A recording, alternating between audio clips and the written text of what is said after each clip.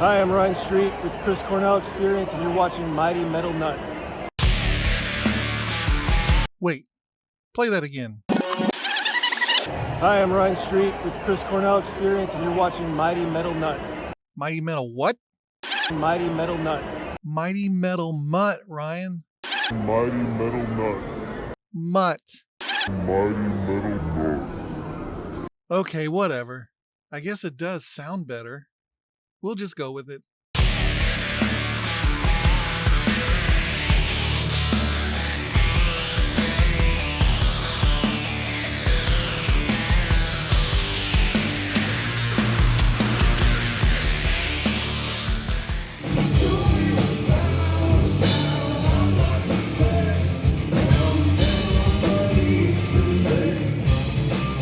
Hello and welcome to Mighty Metal Mutt. My name is Chris Wilmore, and today I will be ranking and rating all 7 Soundgarden albums with the members of the tribute band Chris Cornell Experience. For those who aren't aware, Chris Cornell was the singer for Soundgarden, but he also fronted the bands Audioslave, Temple of the Dog, and had a very successful solo career. The Chris Cornell Experience works to give the audience a taste of all the music that he had to offer. If you live in the Dallas-Fort Worth area, look them up. I'll have a link below if you want to check them out. Now, admittedly, as a young man, I had to be dragged kicking and screaming into the world of grunge. Now, Soundgarden was the first band I had ever heard from the genre, and if I have to be honest, I found them to be just loud and noisy. And as you listen to the big 4 grunge bands, Nirvana, Pearl Jam, Alice in Chains, and Soundgarden, big 5 if you include the Stone Temple Pilots, Soundgarden is probably the least radio-friendly of the bunch. So of the big 5, admittedly, Soundgarden was probably my least favorite, but because of the Chris Cornell Experience, I am starting to appreciate their music more. But since I am not as well versed in their music, I decided not to include my ratings and let the band tell us what they think of Soundgarden's discography. So as we talk about each album, I asked the band members to give me a score from 1 to 10, 10 being a perfect score, wouldn't change a thing, 5 being meh, didn't hate it, didn't like it either, and 1 being complete and utter trash. And based on an average of those ratings, I will then rank the albums 1 through 7. Now warning, these guys are super fans of the band and have a lot to say. This is my longest video up to now, but I hope you find it both fun and educational, especially for those who are looking to get into the band. So with that, let's get it started. Enjoy! First up, Screaming Life Fop. So we're going to start out with Screaming Life Fop, which from what I understand are 2 different EPs that they released before Ultra Mega OK. And I listened to it and it's kind of odd. It's a very odd song album. Chris Cornell had not found his voice yet. He was still experimenting, you could tell. He was going all over the place. It was very interesting. I'm going, this is Chris Cornell? That's, you can kind of get a taste of it. But I'd be interested to see what you all thought of it. I'm kind of a backwards order Soundgarden fan because, first of all, I was born in '84, so when this came out, I was 3. So, and what happened was, I was kind of a mainstream rock guy in the '90s when I was young, so I only heard the radio stuff. And it wasn't until later, till closer to when we started doing this band thing, that I really started to appreciate and get into more of the older stuff. I actually haven't really heard much from this album until recently, from the album versions. I've heard him do the live versions and Soundgarden do the live versions. So there's, we base the majority of our live performance on one concert from 2012 called Hyde Park, and on that set list was Hunted Down, which is the first track, yeah. And so that's kind of how I was introduced to that song, and it kind of sounds way different. Chris adapted as a singer, and it's recognizable but barely. So I kind of like the way he did it, the way they did it later on, better than I like the album version. I think other thing that's notable is Ben Shepherd was not on this album. So they were quite a different band. And I think that Chris even played some drums on this album. I'm going to have to put everything in context with each other. So I'm going to give it a 5 just because I'm rating it against other Soundgarden. I got into Soundgarden just a few albums after this, so Louder Than Love. So, but went backwards. I appreciate it because it's Soundgarden, it's Chris Cornell. But same 2 tracks that Ryan mentioned. That's about that's what I would say is what's memorable. But I appreciate it. I respect it. It's Soundgarden, so nothing they ever released is crud to me. So this gets the high. Every album is going to get the high mark. By the way, I can't go lower than the 5. I just can't. It's Soundgarden. Yeah, make it quick on this one. I mean, this is it's an EP, so a lot of times when you think of Soundgarden's first album, this one and Ultra Mega OK are usually combined together when people talk about it, because this is just an EP. But really, the main thing to talk about is Hunted Down is what put Soundgarden on the map. It's the first single they ever released. Back in these early days, Chris wasn't even really playing the guitar much. Like you said, he did some drumming back in those days. But really, main thing to note on this is Hunted Down. Awesome song. Hyde Park, they played it. Usually, a lot of times, they in his later shows, back before the last shows that they played, they would start off with some of the earlier stuff. Hunted Down was usually one of the first 5 songs they play. 5 as well, just compared to everything else. We've got a lot of work to do with the other albums coming up to talk about. So, I love them all. I love it. 6. Screaming Life Fops starts the band with a meager score of 5.25.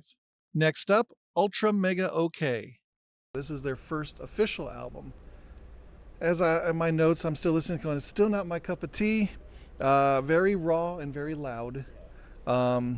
Once again, Chris Cornell isn't quite there with his voice the iconic voice that we all love. But it's still like Flower, I know, was one of the bigger songs off there. And that was a pretty good song from what I recall. But the rest of it didn't do anything for me. But who cares what I think? What do you guys think? Well, Incessant Mace is one that comes to mind for me. They played this song. There's again, with the live stuff, it seems to impact me. Artist's Den, they played Incessant Mace, and so I kind of fell in love with that song from that concert. So I like that one. And then Beyond the Wheel is one of the most amazing vocal songs I've ever heard. And we've tossed that one around doing it, but it's so difficult that I don't know if I'd be able to sing the rest of the set if we tried to play it. So props to him on that one. But I totally agree with you that his vocals early on, he's like a different singer. Great, he's still great, but it's just not what he adapted and evolved into. And me personally, I'd gravitate more towards later Chris Cornell.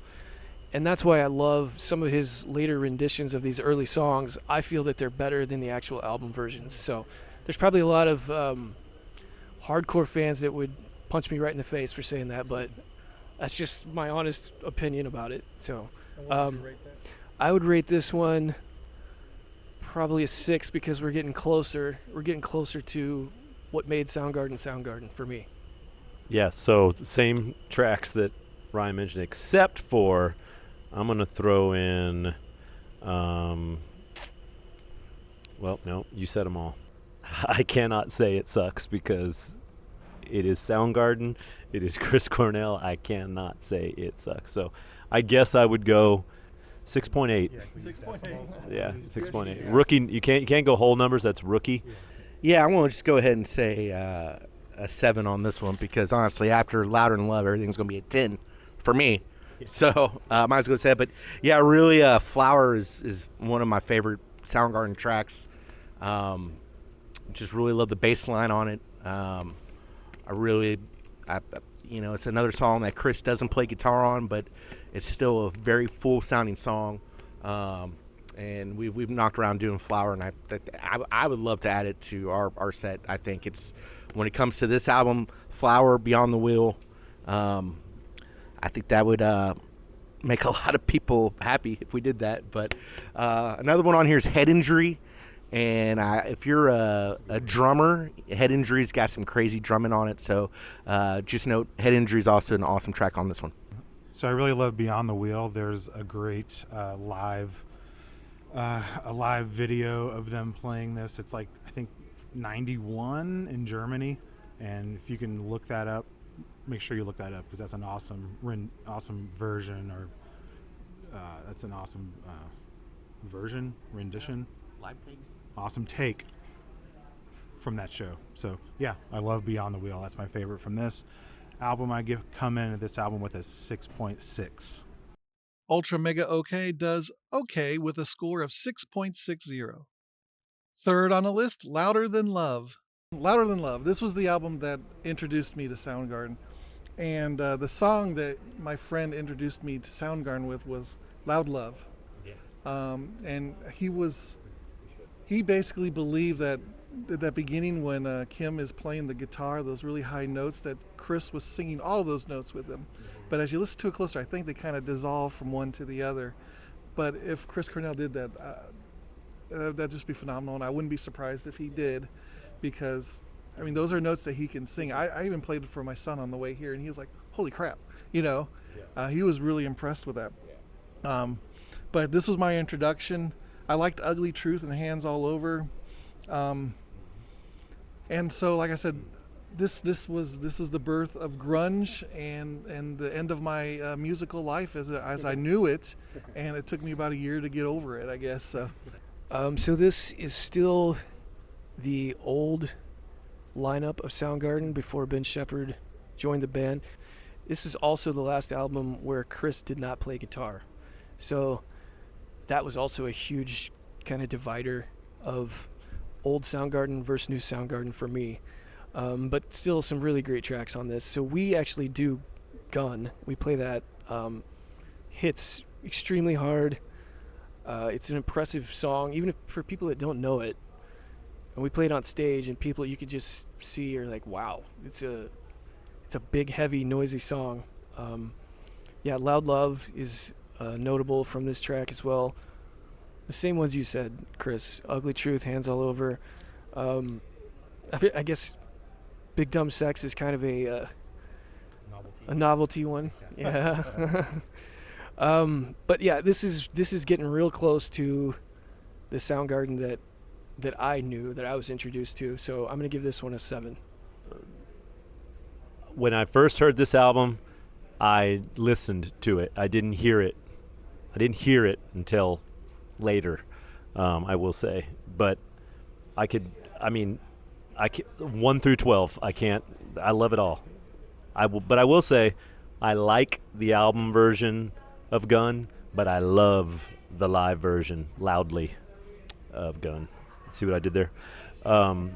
Yes, I'm going to demand that we do Loud Love. DFW, you're hearing me right now. I demand that we do Loud Love. Yeah, this just not. I mean, I can't.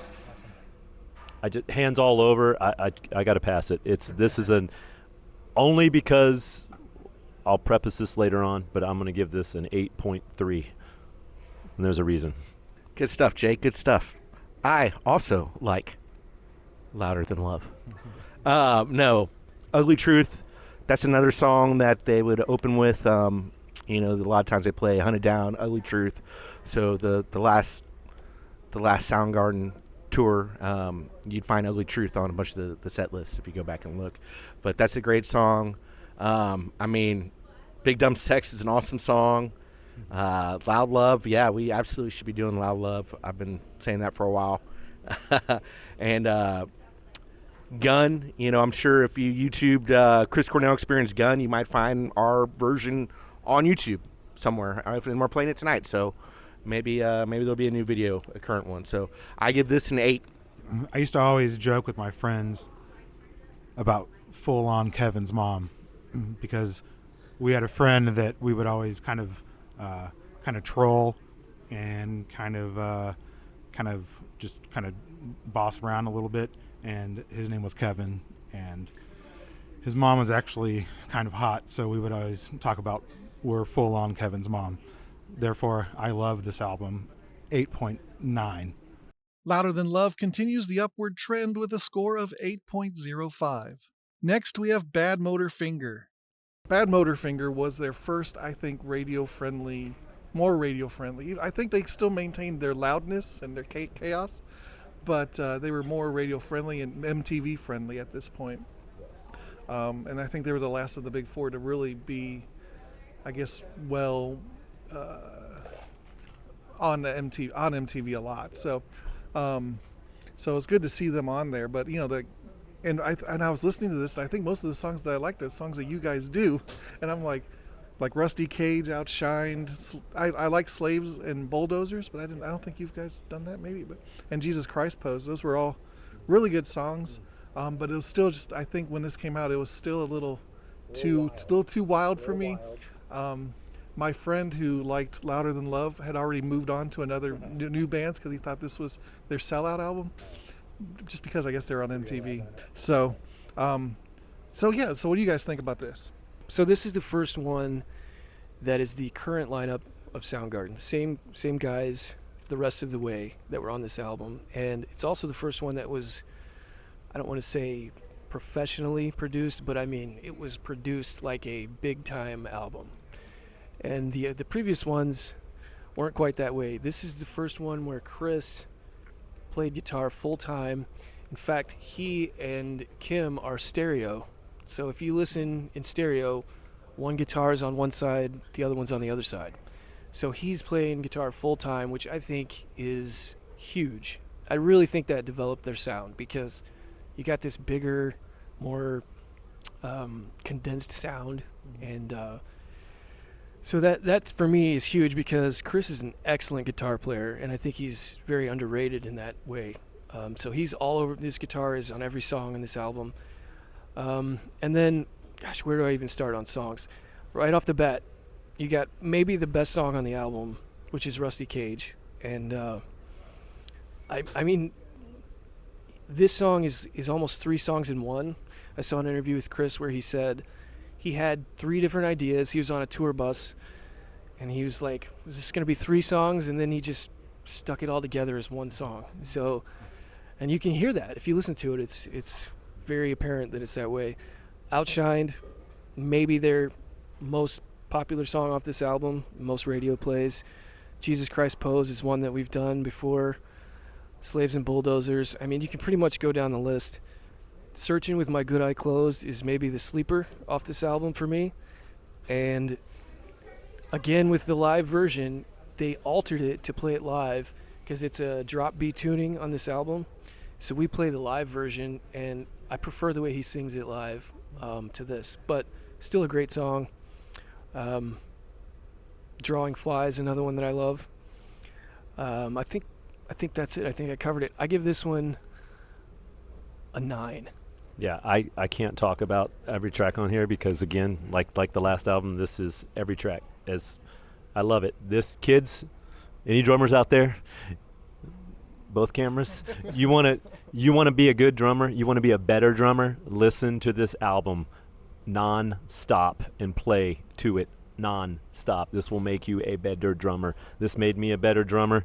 This, to me, kicked off grunge more than Pearl Jam 10, more than Nevermind. This was it. This album. I played this and I made my friends listen to it. You're going to be cooler if you listen to this. So I love this album. Did I say I love this album? You did. Did I mention that? Okay. Do you understand how much I love this album? All right. So I will say, besides the tracks that Ryan mentioned, Room 1,000 Years Wide, that is probably my 1B favorite Soundgarden song. I would beg to play that one too. I'm telling you, you want to be a better drummer, listen to this album. I'm going to give this album a 15.4. Dang, man, you took the Room 1,000 Years Wide from me because I was about to say that. Honestly, a 10. Some songs on here that are some sleepers. Holy Water, I think, is a great song. Mind Riot's awesome. Somewhere is awesome. I love Drawing Flies. It's almost like Chris is kind of rapping on it, and so it's you know, I always talked about the Holy Grail Pearl Jam 10. This is definitely like a Pearl Jam 10. You nailed that, Jay. You know, this is a 10, just like Jay's girlfriend. I'll say this one was part of my formidable years of rebellion. That's what this means to me. I don't even remember what other bands this caused me to start listening to try and get more of this. I can't even remember that far back. That's right. Very powerful. And then I went back, like basically when we kind of got into this project, I went back and absorbed this from an old man perspective versus a young teenager. So I would give this 8.9. Bad Motorfinger gets a nearly perfect score of 9.48. Next, Super Unknown. And so we move on to possibly their biggest album, at least sales-wise, I think. This came out in 1994, Super Unknown, with probably their biggest song, Black Hole Sun. From what I remember, this was the song that kind of turned me on to them, actually, a little bit more, because it was a little more produced. And I remember, I saw a story that Chris Cornell was talking to somebody, just being kind of just not really happy with the music that they were putting together for this album. And they said, well, what do you want to do? And he's like, I want to do more Beatles. And he said, well, just write Beatles. And that's how he came up with Black Hole Sun. I could be making all that up, but I recall that story somewhere. And I remember seeing Dave Grohl, like hearing that before it came out and saying that that's an instant hit. It was just like the biggest thing to him. But yeah, this came out in 1994. And of course, the songs that really hit are the ones that you guys do, or that I've heard you guys do. Fell on Black Days, Black Hole Sun, of course, and Spoon Man. I remember hearing Spoon Man the first time and thinking, why is he singing about a guy who plays spoons? That's kind of... And then I was thinking to myself, well, there's nothing more grunge than that, I guess. I keep waiting for you guys to pull out someone who can do the spoons. I didn't know if Jay was going to do that, or yeah, maybe we can get some spoons out. Yeah. If you could, if you can do that. But let me pass this on and see what you guys think about this album. Okay, so this album is the reason that I didn't go 10 on Bad Motorfinger, because there has to be the Holy Grail, and for me, this is it. This is the Holy Grail of Soundgarden. There's so much to talk about. A couple of noteworthy things. I feel like this is when the modern Chris Cornell vocal happened. This is when he really found that quintessential voice that I think made him a legend, because he not only did he sing beautifully on every track, he pretty much doubled his own vocals on every track with either an octave harmony or some sort of intertwining two vocal parts. It's very interesting, especially on 4th of July, which is one that we do. Maybe arguably one of the best songs on this album, one of my favorites. And then this is when they really went wild with the alternate tunings. So they did a lot of unique things. Day I Tried to Live and My Wave are this crazy, I don't even know what to call it. It's like an open E, I guess, but it's E, and then the rest of the strings are B. So it just makes this ringing chord, and then they built songs off of that, which is incredible. And then Head Down is another one that I personally really like. That's kind of a deeper cut. And they discovered this song because I think it was Ben Shepherd, or one of the guys that it was not Matt Cameron, that was not supposed to be the drummer. They were at a rehearsal, and the guy sat down on the drum kit and just started goofing around. And it was so bad, and so he said it sounded like a trash can falling downstairs. And so Matt thought there was something intriguing about that. So he adapted. Maybe Jay can talk more about that as a drummer, but I thought it was an interesting story for that song. And then Mailman is another one that we do that I absolutely love, and likes actually every song on this album. So I probably need to pass it on before I take up too much time, but I have to self-admittedly say I'm a hits guy, even though most super fans, don't talk about the hits, Black Hole Sun, blah. I love Black Hole Sun. I think if I had to name one song that I was going to listen to over and over, it would probably be that one. I give this one a 10. If I could rate it higher, I would. Yeah, yeah, maybe they did sell out on this album, but they only sold out arenas. That's why. So this is. Now I will preface this and say, I was on such a high from Bad Motorfinger. Spoon Man did not sound anything like Bad Motorfinger. So when I saw that on MTV, heard it on the radio, I was like, uh-oh. So I liked Spoon Man when it first came out, but I've since learned to love it. But I will say, Let Me Drown, that's probably my 1C favorite song. What is my 1A, you ask? My 1A is on this album. Track number 12, Fresh Tendrils. Everybody, listen to it. It is amazing. That's right, it's not drum heavy. You would think my favorite song from a band would be a drum heavy one. It's not. Fresh Tendrils is my all-time favorite Soundgarden song. You heard it here for the 800th time, Ryan. That's right. So I love that song, and I will always love that song. Let Me Drown, though, is way up there for me as well. All the hits on here are so fun to play as a drummer. And I will say, someone that listens to the bass a lot, the drummer, can't have a better bass player ever. This guy right here. And when he hits those Ben Shepherd, I'm almost crying thinking about it. I mean, it's awesome. This guy right here, man, he hits these bass notes like crazy. This, you might say the bass is up on this album. Yeah. So, and Mailman, that's so fun. Yeah. And then, of course, my man right here, I'm going to give my man a shout out before he gives himself a shout out. Super Unknown, the title track. That's insane, In the Membrane. So, all right, I'm going to hand it off. I guess I got to go 10 because I would go higher, but I can't. Yeah, no, honestly, I have to talk about the title track myself. Super Unknown, just the lyrics, the message, kind of, honestly, it resonates and holds water more now today than I think it's really super unknown out there right now. What musically what I like about the song is just the awesome guitar riff going in, and then the sweeping bass lines through it. So I'm a big fan of Super Unknown, big fan of this album.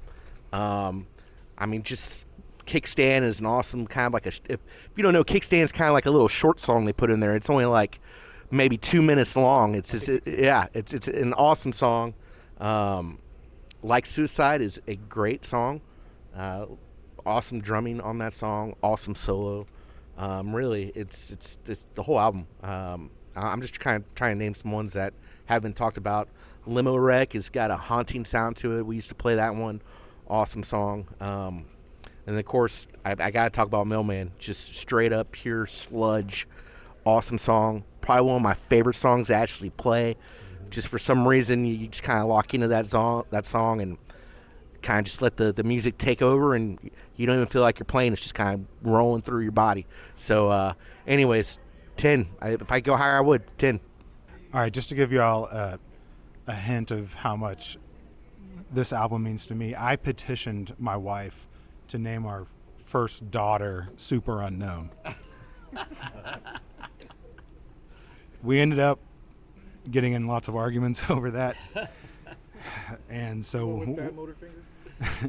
yeah, that was our first son. Yes. So no, all these songs are great. Very I will say this album was one of the first that was in my Case Logic CD booklet that I would take to 8th grade, 7th or 8th grade. And I love this. Let's go 9.8. Super Unknown barely misses a perfect score with 9.95. Sixth album on the list, Down on the Upside. All right, so we move up to 1996. I think at this point, grunge had it wasn't as huge as it was. Grunge kind of went down just a little bit. And a lot of other bands came out that weren't technically grunge, but were definitely grunge-like. And so, but they put out this album, and this was definitely different than the Soundgarden that I'm used to. It wasn't as noisy and chaotic, even compared to Super Unknown. And the big song on here is Blow Up the Outside World. I know you guys cover it, and I talked about the Beatles. This sounds like the Beatles to me, the way he sings and the production and all that. And but this was a really interesting album, and this is probably an album you can pull out and listen to with the family that you don't let scare them away, I think. Yeah. So here, let's see what you guys think. So you're exactly right. This is kind of post-grunge a little bit.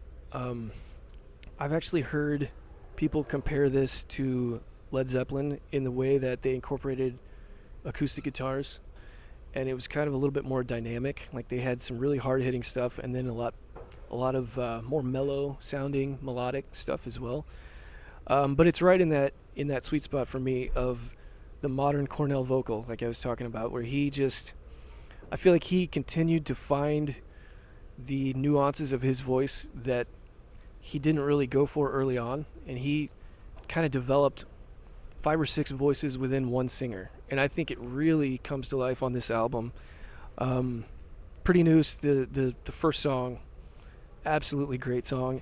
We play it. It's a very delicate song to try to clean it up because it's a crazy tuning. There's a lot going on, and his vocals are very difficult. That might be one of the hardest songs to sing that I try to sing. Blow Up the Outside World, you mentioned. It's probably my favorite track on the album. And then Burden in My Hand, I think, was the other huge radio hit, which I absolutely love that song. Tighter and Tighter, I guess, would be the sleeper for me. We've also covered Rhinosaur, which is a fun song to play. Kind of an odd timing on that song. I'll pass it on. Absolutely love this album. I'm going to give this a 9.8 just because it's not super unknown, but it's just right one tick below it.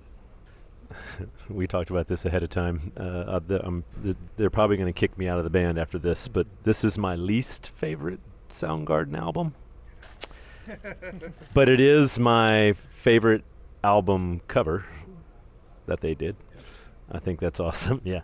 I'm sorry. This is my least favorite.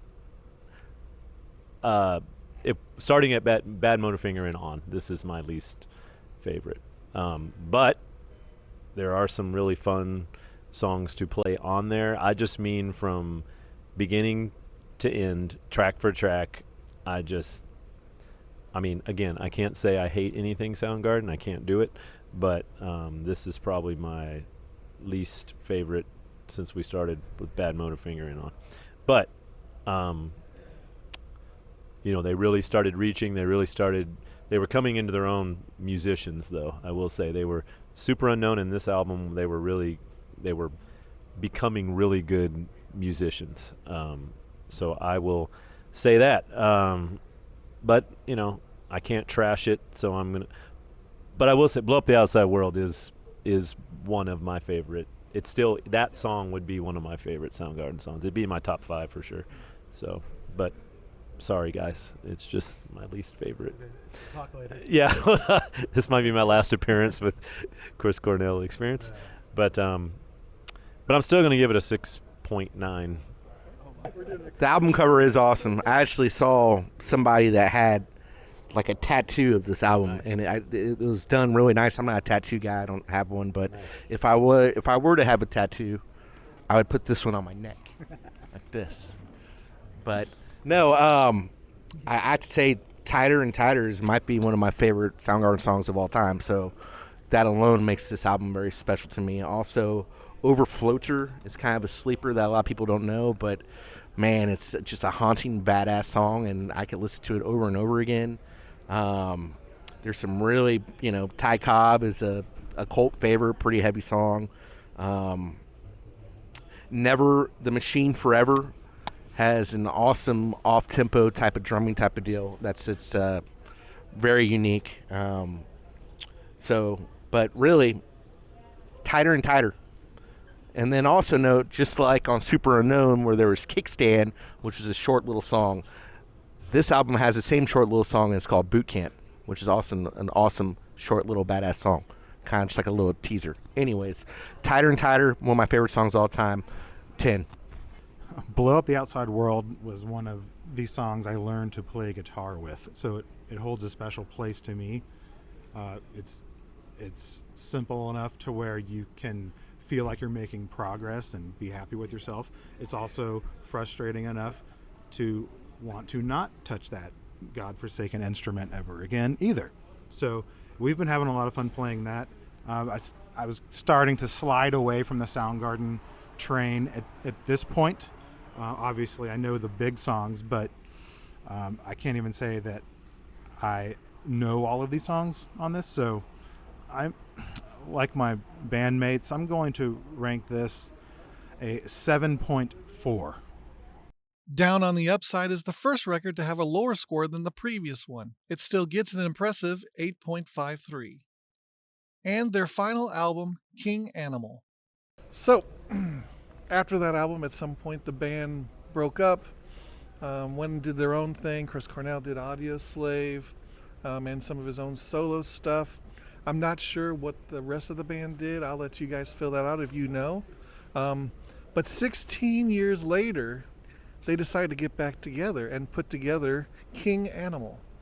I have to admit, going through all the albums, this is the album that got the least played just because I think I was Soundgardened out by the time I got to this album. But from what I do recall, I remember it sounding, solid, and it was kind of a little bit louder than they had done in the past, and from the last album. But sadly, this is the last album from Soundgarden because I don't know what year did Chris Cornell pass? So the next year was when Chris Cornell passed. But the music scene was completely different. And so it was nice to see, some rock. I was looking at the big albums of the year was Imagine Dragons, Taylor Swift, and Mumford and Sons. Yeah. And so you're thinking that was rock. And that still is kind of rock right now. And so it's nice to see some of the older bands kind of coming out and put out some new stuff. But I don't know much about this album, so I'm going to let you all talk about it. So this one, for me, I just feel that the production quality on this one is maybe a cut above all the rest. And the Super Unknown and Down on the Upside were incredibly produced. But this one has, I guess it's just technology or the evolution of pro audio. But like if you put this in a good sound system, it just really shines. And so I think that's something of note. Again, I keep hounding on this, but Chris just was always adapting as a vocalist. I feel like Super Unknown was the first time when he really started reaching. And then by the time they came out with this, like you say, it was after Audio Slave, it was after his solo stuff. So I feel like he brought some of those elements into a Soundgarden album, which was a really cool and interesting blend of his voices. So, I mean, talk about dynamic. There's everything Soundgarden is on this album. I remember an interview with Chris. He said that Been Away Too Long, he felt was kind of a summary of Soundgarden's whole journey musically. So, and it was also the only radio single, I believe, off this album. For me, Tari is probably my favorite track on this album, and Bones of Birds. I love that song. It's very melodic.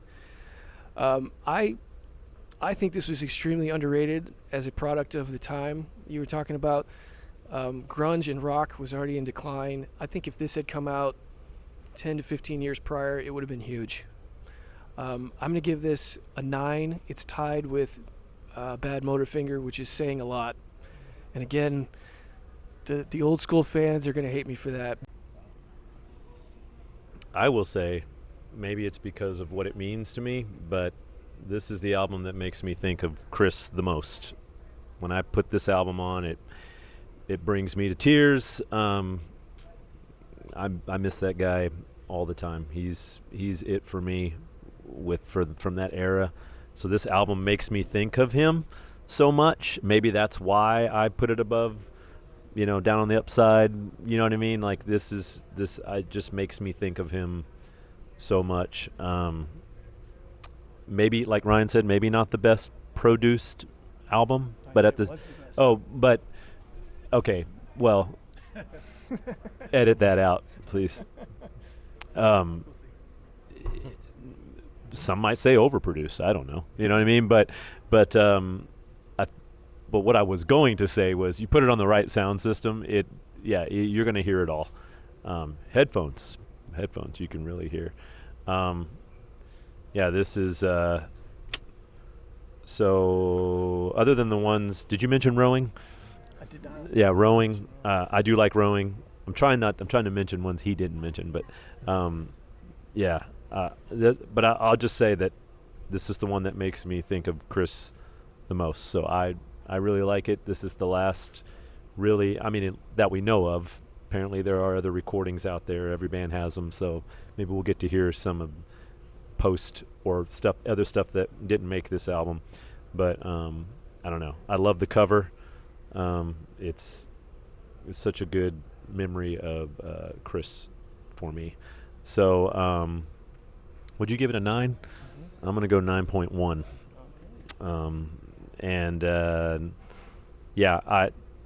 Matt had gone on and played with Pearl Jam for a while at this point. And I think even Matt would say, as good as he was, by this time he probably was even better, if that's even possible. And I think he knows just how to play the drums, and he knows not when to go all off on his own, and he knows how to fit right. He's amazing. I actually think he's really, really, really good on this album. I think it's an underrated Matt Cameron album. So,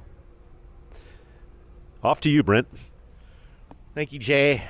I'd say I'm the king animal expert because when this came out, I really just studied it, and I probably listened to it for a year straight, just every day. Honestly, the album cover is so awesome, that emblem. I actually have this record, the actual record cover on my wall. So awesome. Been away too long. That was actually, that was the only single, but it was actually the Sons of the Anarchy was in one of those episodes too. Kind of a little. And if you ever watched live at the Artist Den and you watch Chris play non-state actor, which is really cool because he's actually playing a Telecaster on this song, which I've never seen him play a Telecaster. But if you watch him play non-state actor and the riff he's playing while he's singing it, it's just effing mind-blowing that anybody can do that. The riff and to sing that, non-state actor, awesome. Check it out live on Artist Den, YouTube it. You can't talk about this album without talking about by Crooked Steps. So the music video for that song is just awesome. Dave Grohl's in it. They all put on these biker vests that say Crooked Steps on the back, and then they act like they're going on Harleys, but they go on a Segway, and then they go into this bar, and there's this like total hippie, total guy with a computer and headphones on, and they knock the computer off, and they just start jamming. It's an awesome video. So by Crooked Steps, but the actual song, the timing on it, the harshness on it. The intro, just phenomenal. Probably one of the ones that, as a bass player, you got to talk about rowing. And we actually toyed playing with that song at one point. But that bass line that Ben's doing, he's just playing it straight the whole song. He's doing the same thing for the whole song. And there's so many different layers to that song. It's just really cool how that all comes together, and I really enjoy playing that one. I hope, yeah. The last one I really probably talk about is 1,000 Days Before. Is a great song. I really like the lyrics that I'll be on my own side is on the chorus. I'll be on my own side. The lyrics, I just feel like that's Chris. Really talking, and it's an emotional album. It really is because it was there towards the end. So, I know I've said 10, but if I could rate it higher, I would. I'd say that for me, Super Unknown. Since I've listed everything 10, I'd say Super Unknown, King Animal, Down the Upside. In that order. Anyways, I can write it down if you want, but 10. All right, everybody, this is where I think I'm going to get kicked out of the band right after this. We'll start our own. I am least familiar with this album. Least familiar. Opening song, Been Away Too Long. Loved that song. I can't say that I'm even familiar with a lot of the other songs besides Rowing, which is a great acoustic song that we've covered or covered acoustically. I'm going to go with a score of null, cannot be graded. I am not familiar enough with it to grade it. King Animal ends with a very solid 9.37. I want to echo something that my man right here said, that when this album came out, I too listened to it a lot. And maybe you'll agree, maybe you won't, but it was almost like you almost had this, maybe it's just because I've had that feeling now because I know what eventually did happen, but it was almost like, almost you knew like it was going to be the last for some weird reason. I don't know. I get goosebumps just thinking about it. That album kind of has that effect on me. So anyway. So let's take those scores and rank the albums. Coming up last is the band's first set of EPs, Screaming Life, FOP. In sixth, we have the first official release, Ultra Mega OK. Louder Than Love finds its way to fifth place. Due to Jay's lower score, Down on the Upside finds itself at 4. Cliff gives King Animal a boost by abstaining from its rating, and it ends up at 3rd. Bad Motorfinger dominates at number 2, but Super Unknown wins it all by earning a near-perfect score. I have created playlists of the songs mentioned by the band on Amazon and Spotify. You can find those links below. I hope you enjoyed our time together. Please be sure to drop me a like and subscribe. Until next time, don't waste your time on those political channels. Listen to more music and go out and catch some shows. I appreciate you all. See ya.